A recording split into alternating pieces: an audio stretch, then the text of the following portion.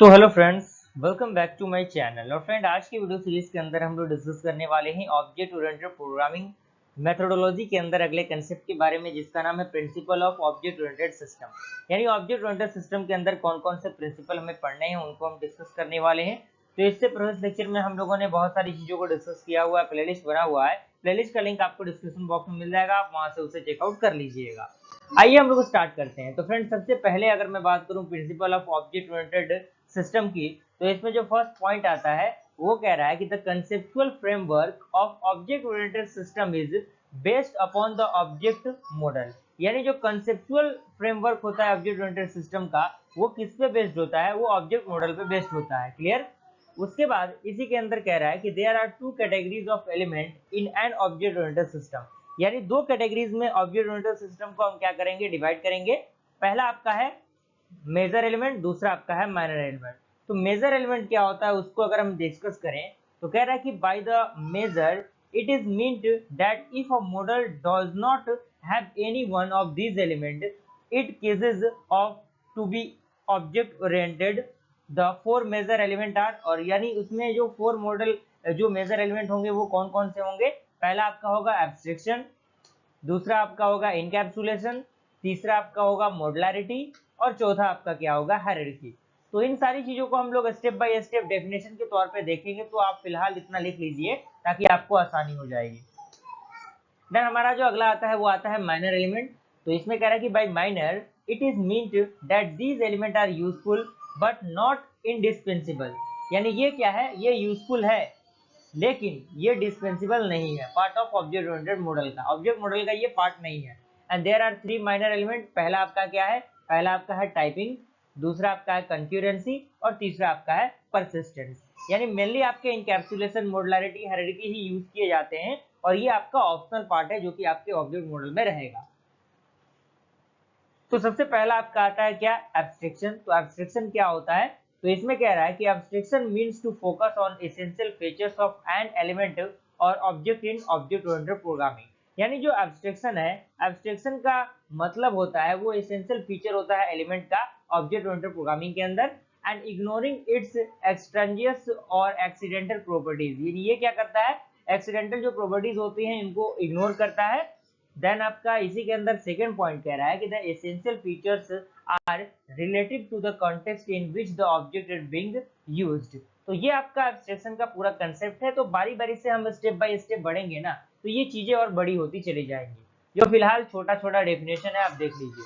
और एक वैज्ञानिक आते हैं ग्रेडी बोर्ड, जिन्होंने एब्स्ट्रैक्शन को कुछ इस प्रकार से डिफाइन किया है कि उन्होंने कहा है कि an abstraction denotes the essential characteristics of an object that distinguishes it from all other kind of object and thus provide the crisply defined conceptual boundaries relative to the perspective of the viewer। यानी ये क्या करता है? conceptual boundary को provide करता है किसी भी viewer के लिए। ओवरऑल यही आपका मतलब है।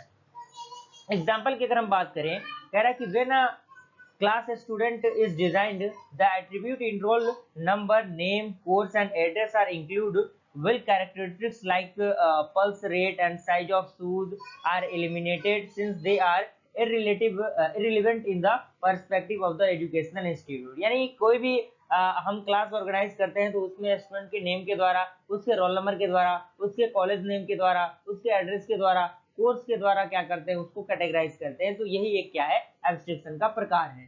देन हमारा सेकंड आता है इनकैप्सुलेशन। तो इनकैप्सुलेशन में कह रहा है कि encapsulation is the process of binding both the attribute and the method together with the class.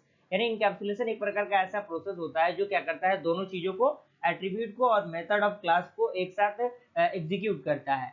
उसके बाद कह रहा है कि through encapsulation the internal detail of a class can be hidden from outside. यानी इनकैप्सुलेशन के द्वारा जो इंटरनल डिटेल होते हैं क्लास के वो हाइड किए जा सकते हैं। and the class has method that provide the user interface by which the service provided by the class may be used। उस कंडीशन में हम क्लास क्या करेंगे? यूज करेंगे। क्लियर?